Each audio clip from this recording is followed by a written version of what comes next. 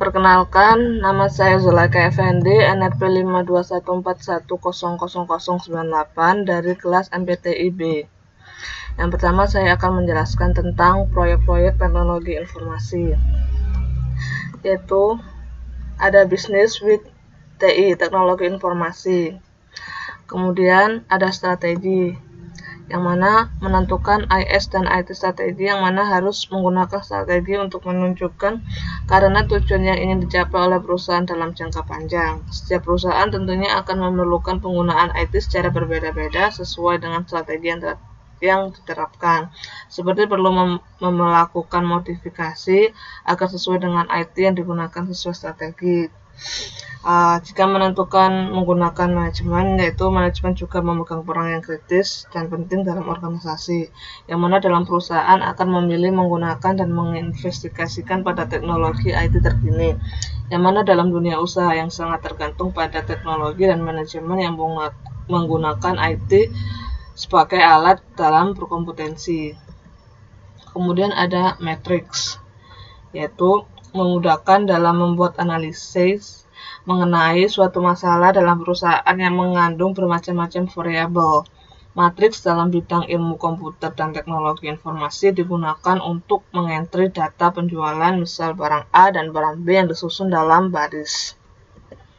Kemudian ada organization, yang mana organisasi adalah suatu kerjasama kelompok orang untuk mencapai tujuan bersama yang diinginkan dan mau terlibat dengan peraturan yang ada.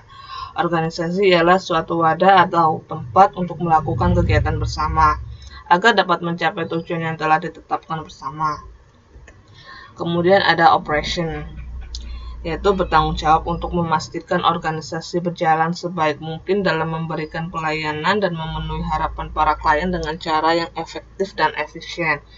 Yang mana bagaimana suatu bisnis mendapatkan keuntungan yang lebih banyak dengan biaya yang paling rendah dan juga menggunakan teknologi baru dan metode alternatif efisien. Kemudian ada evaluation, yaitu bertanggung jawab dalam monitoring dan evaluation. Monitoring adalah pengumpulan dan analisis informasi secara sistematis untuk melihat kemajuan dari suatu proyek.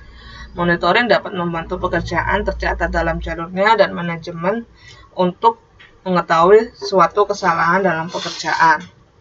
Kemudian ada evaluasi, yaitu merupakan rangkuman hasil pengukuran capaian kinerja selama tahun berjalan yang berkontribusi terhadap capaian outcome yang ditetapkan dalam rencana strategi. Evaluasi dapat memperlihatkan penjabaran yang dilakukan dan apa yang telah diselesaikan dan bagaimana menyelesaikannya. Yaitu ada strategi, matrix, organization, operation, dan evaluation. Kemudian yaitu development IT dan pro. Yang dalam gambar di samping ada software engineering, yaitu akan melakukan tugas-tugas programmer, sistem analis, dan sebagai tugas SQA engineer merekomendasikan dan menerapkan metodologi terbaik dalam sebuah proyek software development, yang mana software engineering itu ada requirement, metodologi, architecture, development risk, scope, change management, quality, risk, schedule, cost, procurement, communication and HR, project management. Kemudian ada SDLC, System Development Life Cycle, yaitu ada Access Needs, Design Specification, Development Test Software, Implement System, and Support Operation, and Evaluate Perform. Saya akan menjelaskan tentang Access Needs, yaitu menganalisis dan mendefinisikan masalah dan kebutuhan dengan kemungkinan solusinya untuk sistem dan proses organisasi. Kemudian Design Specification, yaitu merancang output, input, structure file, program, prosedur, perangkat keras, dan perangkat lunak yang diperlukan untuk mendukung sistem. Kemudian ada Development Test Software, yaitu membangun perangkat lunak yang diperlukan untuk mendukung sistem dan melakukan testing secara akurat, melakukan instalasi dan testing terhadap perangkat keras dan mengoperasikan perangkat lunak.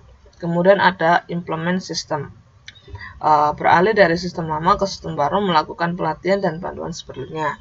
Kemudian ada support operation, yaitu mendukung operasi sistem dan melakukan perubahan atau tambahan fasilitas. Kemudian ada evaluate performance, yaitu mengevaluasi sejauh mana sistem telah dibangun dan seberapa bagus sistem telah dioperasikan. Kemudian ada model waterfall. Model waterfall yaitu model pengembangan sistem.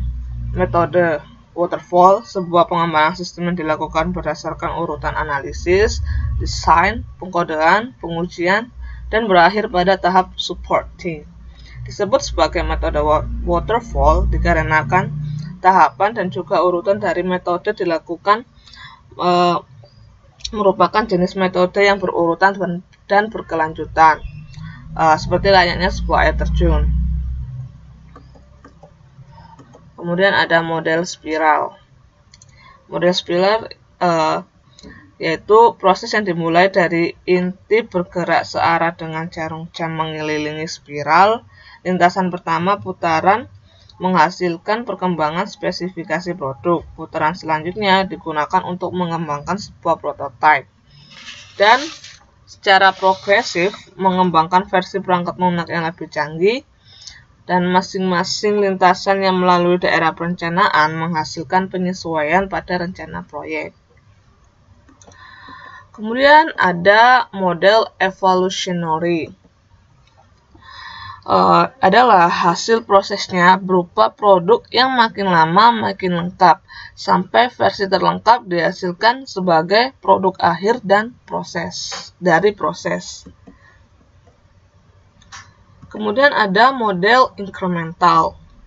Ini berfokus pada penyampaian produk operasional. Dalam setiap penambahannya, pertambahan awal ada di versi strip down dari produk akhir, tetapi memberikan kemampuan untuk melayani pemakaian dan juga menyediakan platform untuk evaluasi oleh pemakai. Model ini cocok dipakai untuk proyek kecil dengan anggota tim yang sedikit dan ketersediaan waktu yang terbatas.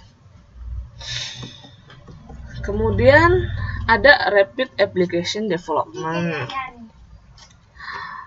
Adalah sebuah model proses perkembangan perangkat lunak sekuensial linear yang menekankan siklus perkembangan yang sangat pendek, kira-kira 60-90 hari. Model rapid application development ini merupakan sebuah adaptasi kecepatan tinggi dari model sekuensial linear, di mana perkembangan cepat dipakai dengan menggunakan pendekatan konstruksi berbasis komponen. Kemudian ada PMBOK versus SDLC. PMBOK adalah Project Management Body of Knowledge, adalah panduan yang berisikan kumpulan pengetahuan yang diperlukan oleh para profesional dalam manajemen proyek. Tujuan utama dari PMBOK adalah melakukan identifikasi secara bagian per bagian dari pengetahuan atas badan pengelolaan proyek, Project Management Body of Knowledge, yang secara umum dikenal sebagai praktek terbaik. Panduan dari PMBOK menyajikan dan mengenalkan bahan-bahan penting untuk didiskusikan, ditulis, dan diterapkan dalam manajemen proyek. Kemudian PMBOK versus SDLC. SDLC adalah System Development Life Cycle atau siklus hidup pengembangan sistem. Adalah pengembangan sistem informasi yang berbasis komputer. Dalam penyelesaiannya membutuhkan waktu sampai berbulan-bulan bahkan bertahun-tahun. Proses pengembangan sistem melewati beberapa tahapan dari mulai sistem itu direncanakan sampai sistem tersebut diterapkan. Jika suatu sistem yang sudah dikembangkan menghadapi suatu masalah, maka perlu dikembangkan kembali suatu sistem untuk mengatasinya. Dan sekian, terima kasih.